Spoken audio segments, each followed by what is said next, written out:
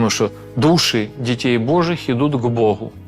И Господь сказал: потерпите на малое время, еще когда все братья и сестры соберутся, дети Божьи. И дал им белые одежды, одежды праведности.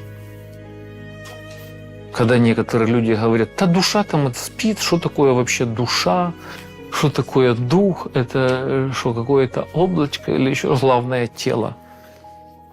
Главное не это кирпичное здание, главное хозяин, кто живет здесь. И в этом теле не оно главное, оно стареет, а дух мой обновляется. Поэтому внутри ты чувствуешь, ты не стареешь, тело уже не может так быстро бежать, что-то делать.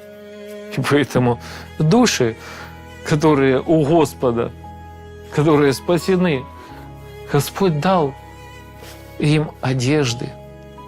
Аллилуйя! Аллилуйя!